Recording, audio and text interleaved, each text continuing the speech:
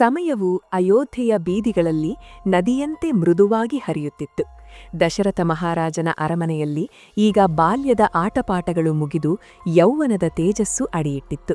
ರಾಮ, ಲಕ್ಷ್ಮಣ, ಭರತ ಮತ್ತು ಶತ್ರುಘ್ನರು ಕೇವಲ ಅರಸನ ಪುತ್ರರಾಗಿರಲಿಲ್ಲ, ಅವರು ಅಯೋಧ್ಯೆಯ ಪ್ರತಿಯೊಬ್ಬ ಪ್ರಜೆಯ ಭರವಸೆಯ ಬೆಳಕಾಗಿದ್ದರು.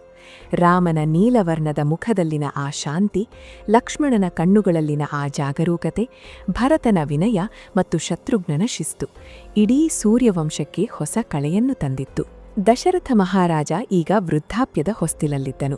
ಆತನಿಗೆ ಈಗ ಒಂದೇ ಒಂದು ಹಂಬಲ, ತನ್ನ ಪ್ರೀತಿಯ ಸುಕುಮಾರರಿಗೆ ವಿವಾಹ ಮಹೋತ್ಸವವನ್ನು ಏರ್ಪಡಿಸಿ ಅಯೋಧ್ಯೆಯ ಸಿಂಹಾಸನಕ್ಕೆ ಒಬ್ಬ ಯೋಗ್ಯ ಉತ್ತರಾಧಿಕಾರಿಯನ್ನು ನೀಡುವುದು. ಆದರೆ ವಿಧಿಯ ಲಿಖಿತವು ಅರಮನೆಯ ಸುಖಕ್ಕಿಂತ ಮಿಗಿಲಾದ ಒಂದು ಮಹಾನ್ ಕಾರ್ಯಕ್ಕಾಗಿ ರಾಮನನ್ನು ಸಿದ್ಧಪಡಿಸುತ್ತಿತ್ತು. ಆ ಕಾರ್ಯದ ಆರಂಭವಾಗಿದ್ದೇ ಒಬ್ಬ ಮಹಾನ್ ತಪಸ್ವಿಯ ಆಗಮನದಿಂದ.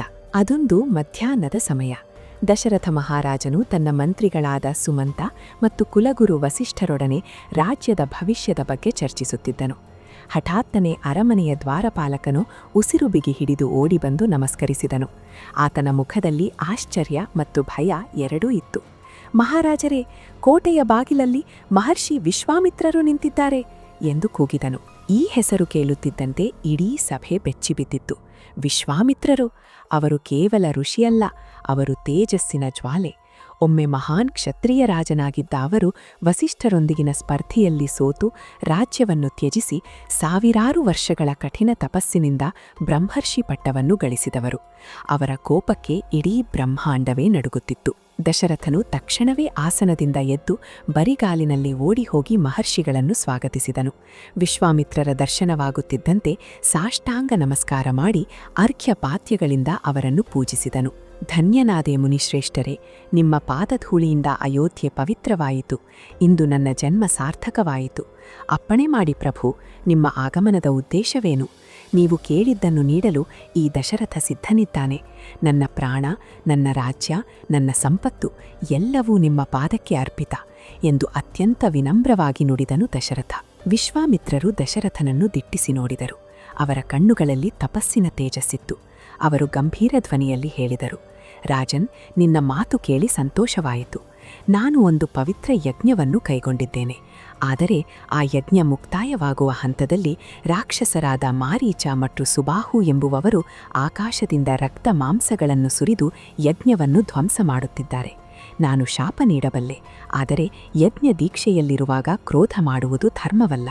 ಆದ್ದರಿಂದ ಆ ರಾಕ್ಷಸರನ್ನು ಸಂಹರಿಸಿ ನನ್ನ ಯಜ್ಞವನ್ನು ರಕ್ಷಿಸಲು ನಿನ್ನ ಹಿರಿಯ ಮಗ ಧೈರ್ಯಶಾಲಿ ಶ್ರೀರಾಮನನ್ನು 10 ದಿನಗಳ ಕಾಲ ನನ್ನ ಜೊತೆ ಕಳುಹಿಸಿಕೊಡು. ಈ ಮಾತು ಕೇಳಿದ ದಶರಥನಿಗೆ ಕಾಲಡಿ ಭೂಮಿ ಕುಸಿಯುವಂತಾಯಿತು.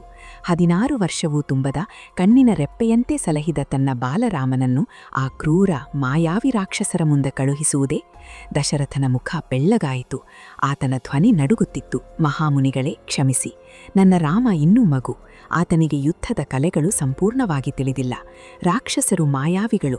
ಅವರ ಕಪಟ ಯುದ್ಧವನ್ನು ಎದುರಿಸುವ ಶಕ್ತಿ ಆ ಬಾಲಕನಿಗಿಲ್ಲ. ಬೇಕಿದ್ದರೆ ನಾನೇ ನನ್ನ ಸೈನ್ಯದೊಡನೆ ಬರುತ್ತೇನೆ. ನಾನೇ ಸ್ವತಃ ಆ ರಾಕ್ಷಸರನ್ನು ಎದುರಿಸುತ್ತೇನೆ. ಆದರೆ ನನ್ನ ಪ್ರಾಣದಂತಿರುವ ರಾಮನನ್ನು ಮಾತ್ರ ಕೇಳಬೇಡಿ.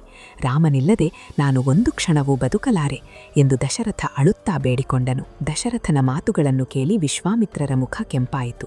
ದಶರಥ, ಕೊಟ್ಟ ಮಾತನ್ನು ತಪ್ಪುವುದು ರಘುವಂಶದ ಪದ್ಧತಿಯೇ? ಮೊದಲು ಏನು ಬೇಕಾದರೂ ನೀಡುತ್ತೇನೆ ಎಂದು ಹೇಳಿ ಈಗ ಪುತ್ರ ವ್ಯಾಮೋಹದಿಂದ ಹಿಂಜರಿಯುತ್ತಿದ್ದೀಯಾ? ನೀನು ಅಸತ್ಯದ ದಾರಿ ಹಿಡಿಯುತ್ತಿದ್ದೀಯಾ? ಸರಿ, ನಿನಗೆ ನಿನ್ನ ಮಗನೇ ಮುಖ್ಯವಾಗಿದ್ದರೆ ನಾನು ಬಂದ ಹಾದಿಯಲ್ಲಿ ಮರಳಿ ಹೋಗುತ್ತೇನೆ. ನಿನ್ನ ವಂಶದ ಕೀರ್ತಿ ಮಣ್ಣು ಪಾಲಾಗಲಿ ಎಂದು ಗುಡುಗುತ್ತಾ ಅಲ್ಲಿಂದ ಹೊರಡಲು ಸಿದ್ಧರಾದರು. ಇಡೀ ಸಭೆ ಭಯದಿಂದ ನಡುಗಿತು. ಬ್ರಹ್ಮರ್ಷಿಗಳ ಕೋಪಕ್ಕೆ ಅಯೋಧ್ಯೆಯೇ ಭಸ್ಮವಾಗಬಹುದು ಎಂದು ಎಲ್ಲರಿಗೂ ಅನಿಸಿತು. ಆಗ ಕುಲಗುರು ವಸಿಷ್ಠರು ದಶರಥನ ಬಳಿ ಬಂದು, ರಾಜನ್, ನೀನು ಮಾಡುತ್ತಿರುವುದು ತಪ್ಪು. ಶ್ರೀರಾಮನು ಕೇವಲ ನಿನ್ನ ಮಗನಲ್ಲ, ಆತ ಲೋಕದ ರಕ್ಷಕ. ವಿಶ್ವಾಮಿತ್ರರು ರಾಮನನ್ನು ಕರೆದುಕೊಂಡು ಹೋಗುತ್ತಿರುವುದು ಆತನ ಸಾವಿಗಲ್ಲ, ಬದಲಾಗಿ ಆತನಿಗೆ ಅಸಾಮಾನ್ಯವಾದ ಶಕ್ತಿ ಮತ್ತು ಕೀರ್ತಿಯನ್ನು ತಂದುಕೊಡಲು. ವಿಶ್ವಾಮಿತ್ರರ ಬಳಿ ಇರುವ ದಿವ್ಯ ಶಸ್ತ್ರಾಸ್ತ್ರಗಳು ಯಾರಿಗೂ ತಿಳಿದಿಲ್ಲ. ಅವುಗಳನ್ನು ರಾಮನಿಗೆ ಹಸ್ತಾಂತರಿಸಲು ಇದು ಸರಿಯಾದ ಸಮಯ. ಹೆದರಬೇಡ, ರಾಮನನ್ನು ಕಳುಹಿಸಿಕೊಡು ಎಂದು ಬುದ್ಧಿ ಹೇಳಿದರು. ಕೊನೆಗೂ ದಶರಥನು ತನ್ನ ದುಃಖವನ್ನು ಹತ್ತಿಕ್ಕಿ ರಾಮನನ್ನು ಕರೆಯಿಸಿದನು. ರಾಮನು ಬಂದು ತಂದೆಯ ಆಜ್ಞೆಯನ್ನು ಶಿರಸಾವಹಿಸಿ ಪಾಲಿಸಲು ಸಿದ್ಧನಾದನು. ಲಕ್ಷ್ಮಣನು ತನ್ನ ಅಣ್ಣನನ್ನು ಬಿಟ್ಟಿರಲಾರದೆ ತಾನೂ ಜೊತೆಯಲ್ಲಿ ಬರುವುದಾಗಿ ಹಠ ಹಿಡಿದನು. ಹೀಗೆ ಅಯೋಧ್ಯೆಯ ರಾಜಕುಮಾರರು ಅರಮನೆಯ ವೈಭೋಗವನ್ನು ತೊರೆದು ಋಷಿಗಳ ಹಿಂದೆ ಕಾಡಿನ ಹಾದಿ ಹಿಡಿದರು. ವಿಶ್ವಾಮಿತ್ರರು ಮುಂದೆ ಸಾಗುತ್ತಿದ್ದರೆ ರಾಮ ಮತ್ತು ಲಕ್ಷ್ಮಣರು ತಮ್ಮ ಬೆನ್ನಿಗೆ ಬತ್ತಲಿಕೆ, ಕೈಯಲ್ಲಿ ಬಿಲ್ಲು ಹಿಡಿದು ವಿನಯದಿಂದ ಅವರನ್ನು ಅನುಸರಿಸುತ್ತಿದ್ದರು. ಅವರು ಸರಯೂ ನದಿಯ ದಕ್ಷಿಣ ತೀರಕ್ಕೆ ಬಂದಾಗ ಸೂರ್ಯಾಸ್ತದ ಸಮಯವಾಗಿತ್ತು. ವಿಶ್ವಾಮಿತ್ರರು ರಾಮನನ್ನು ಹತ್ತಿರ ಕರೆದು, "ವತ್ಸರಾಮ, ನಿನಗೊಂದು ದಿವ್ಯ ವಿದ್ಯೆಯನ್ನು ಬೋಧಿಸುತ್ತೇನೆ" ಎಂದರು. ಅವರು ರಾಮನಿಗೆ ಬಲ ಮತ್ತು ಅತಿಬಲ ಎಂಬ 2 ಮಂತ್ರಗಳನ್ನು ಕಲಿಸಿದರು. ಈ ಮಂತ್ರಗಳ ಪ್ರಭಾವದಿಂದ ರಾಮನಿಗೆ ಜೀವನದಲ್ಲಿ ಎಂದೂ ಹಸಿವು, ನೀರಡಿಕೆ ಅಥವಾ ಆಯಾಸ ಕಾಡದಂತಾಯಿತು. ಅಲ್ಲದೆ ನಿದ್ರೆಯಲ್ಲೂ ರಾಮನನ್ನು ಯಾರೂ ಆಕ್ರಮಿಸಲು ಸಾಧ್ಯವಾಗದಂತಹ ರಕ್ಷಾ ಕವಚವೂ ಆತನಿಗೆ ಲಭಿಸಿತು. ಇದು ರಾಮನ ಮಹಾಯಾತ್ರೆಯ ಮೊದಲ ಮೆಟ್ಟಿಲಾಗಿತ್ತು. ಮರುದಿನ ಅವರು ಸಾಗುತ್ತಿದ್ದಂತೆ ಅರಣ್ಯವು ಭೀಕರವಾಗುತ್ತಾ ಹೋಯಿತು. ಅಲ್ಲಿ ಹಸಿರಿರಲಿಲ್ಲ, ಬದಲಾಗಿ ಒಣಗಿದ ಮರಗಳು ಮತ್ತು ಸತ್ತ ಪ್ರಾಣಿಗಳ ಮೂಳೆಗಳಿದ್ದವು. ಆ ಪ್ರದೇಶದಲ್ಲಿ ಒಂದು ರೀತಿಯ ದುರ್ನಾತ ಬೀರುತ್ತಿತ್ತು. ರಾಮನು ಕುತೂಹಲದಿಂದ ಕೇಳಿದನು, "ಗುರುದೇವ, ಈ ಪ್ರದೇಶವು ಇಷ್ಟು ಭಯಾನಕವಾಗಲು ಕಾರಣವೇನು?" ವಿಶ್ವಾಮಿತ್ರರು ಉತ್ತರಿಸಿದರು, "ರಾಮ, ಇಲ್ಲೇ ಇರುವುದು ತಾಟಕ ಎಂಬ ರಾಕ್ಷಸಿ. ಅವಳಿಗೆ 1000 ಆನೆಗಳ ಬಲವಿದೆ. ಅವಳು ಈ ಸುಂದರವಾದ ಮಲದ ಮತ್ತು ಕರುಷ ಎಂಬ ಜನಪದಗಳನ್ನು ಹಾಳುಗೆಡವಿ ಸ್ಮಶಾನವನ್ನಾಗಿ ಮಾಡಿದ್ದಾಳೆ. ಅವಳ ಮಗ ಮಾರೀಚ ಕೂಡ ಇಲ್ಲೇ ಸಂಚರಿಸುತ್ತಾ ಯಜ್ಞಗಳನ್ನು ಧ್ವಂಸ ಮಾಡುತ್ತಿದ್ದಾನೆ. ರಾಮ, ಈ ರಾಕ್ಷಸಿಯನ್ನು ಸಂಹರಿಸುವುದು ನಿನ್ನ ಮೊದಲ ಕರ್ತವ್ಯ."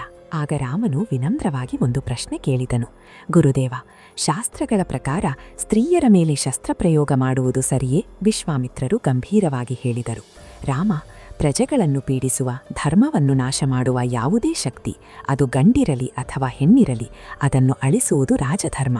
ಲೋಕದ ಹಿತಕ್ಕಾಗಿ ನೀನು ಕಠಿಣನಾಗಲೇಬೇಕು.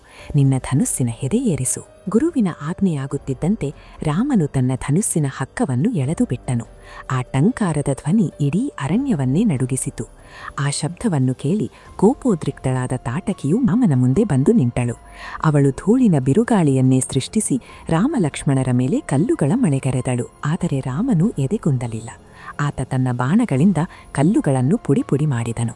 ತಾಟಕಿಯು ರಾಮನನ್ನು ನುಂಗಲು ಬರುತ್ತಿದ್ದಾಗ ವಿಶ್ವಾಮಿತ್ರರು ಕೂಗಿದರು, "ರಾಮ, ಸಂಜೆ ಕಳೆಯುವ ಮೊದಲೇ ಅವಳನ್ನು ಮುಗಿಸು.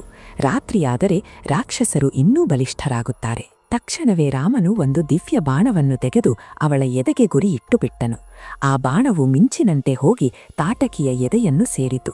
ಆ ಭೀಕರ ರಾಕ್ಷಸಿ ಬೆಟ್ಟ ಬಿದ್ದಂತೆ ನೆಲಕ್ಕೆ ಬಿದ್ದು ಪ್ರಾಣ ಬಿಟ್ಟಳು. ಲೋಕಕ್ಕೆ ಹಿಡಿದಿದ್ದ ಒಂದು ದೊಡ್ಡ ಗಂಡಾಂತರ ದೂರವಾಗಿತ್ತು. ದೇವತೆಗಳು ಆಕಾಶದಿಂದ ಹೂಮಳೆಗರೆದರು.